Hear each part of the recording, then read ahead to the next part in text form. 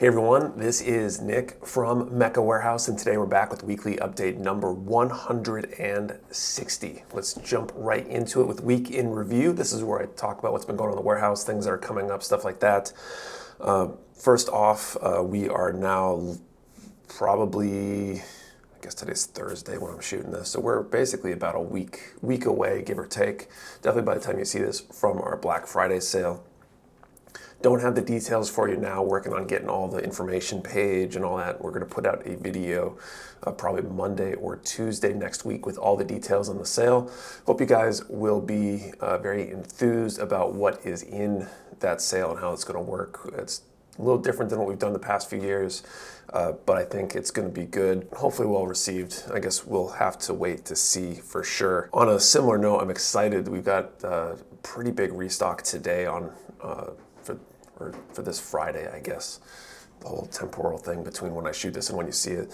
But we got a decent restock. It was supposed to be even larger. We have another massive shipment with over 70 different kits in it and a bunch of Mr. Hobby paints and markers and things like that that should be arriving on Friday now. So probably will be like a Monday or Tuesday restock right before Black Friday. So we'll have a ton more stuff in stock and available for the big sale through the Black Friday weekend, and so I'm really excited about that. A lot of good stuff in that shipment, some things that we've had before but just ran out of or whatever, and that'll be a good thing in general, I think. Also related to all that, we did publish our holiday gift guide on Wednesday, so if you happen to be looking and need suggestions for maybe gifts to buy somebody who you know who's into Gunpla or Mecca model kits, or something good to share with somebody else who maybe needs to buy something for you or somebody else that's in the hobby. I guess the one other thing I definitely want to touch on is just a quick update on Redacted. The materials are on their way. I don't have tracking yet, but they should be shipping any moment now, I think, or at least any day now. We're expecting them to arrive hopefully, I don't know, by late next week, maybe a little early the following week, depending on how the whole Black Friday, how Thanksgiving and the holiday and stuff affects shipping. But they should be here in that time frame, and they'll start going out probably that week after Thanksgiving. So excited about that. I know there was at least one comment about somebody who missed it. Just as an FYI, we did order materials for this. This isn't stuff that we had in stock. We ordered a bit more than we had offered for boxes, just to have some spares in case things get damaged, assuming everything comes in okay or with minimal damage, since we're not guaranteeing mint condition boxes for the contest. We might have a second round of last minute boxes available. So keep your eyes open for that. When they do come in and everything's checked, those will go up, but they won't be available, super long, and there won't be that many because we didn't, order twice as many as we needed or anything like that. All right, so I think that's it for Week in Review. Let's move on to Team Picks. This is where the guys in the warehouse and the team show off something they built recently. So let's go take a look. This is Sean from Mecca Warehouse. Today I brought in the high-grade Zaku F2 EF-SF version. That's a bit of a mouthful. It's the white suit Zaku, one of my favorites from Stardust Memory. It comes complete with 3 different head options: commander fin, regular, and plated. It also comes with the MMP-78 rifle, which is something exclusive to that version versus the other Zakus, so definitely worth a buy if you like another gun to your collection. Minimal seam lines for an older kit, which is amazing, and it comes with its own set of stickers with numbers, which is really nice. You can create your own unit number. All right, hey, so this week I brought in the Hexagear Bulk Arms Alpha. I wanted to build one of the, mid-size or bigger Hexagear kits because I've only built the Governors before. It's super sturdy. It's exactly the opposite end of the spectrum from what somebody might call like a grenade. I also added on the devil arm and the overed manipulator, the giant hand.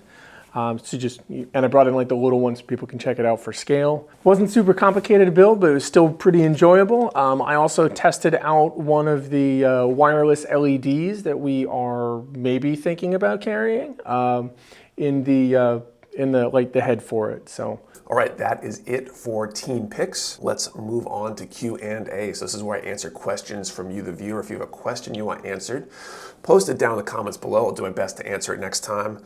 First up, Twisted Bog 3799. Hello there. What are the pros and cons between an air booth and a water booth?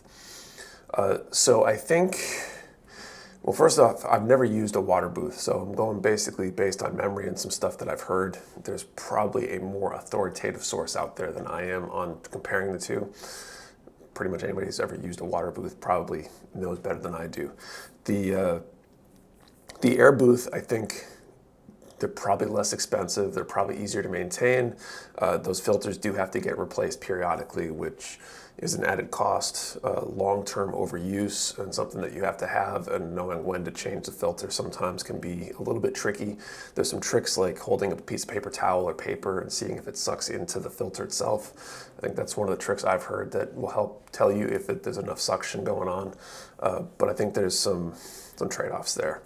Though the water booth, on the other hand, you don't have to replace a filter as far as I'm aware, because that's what the water does. The waterfall in the back acts as that filter, and it basically takes those particles that overspray, collects them in the water, and drops them into the pool water reservoir. I'm not sure if there's a filter in the water, but that would be something to look into, I guess.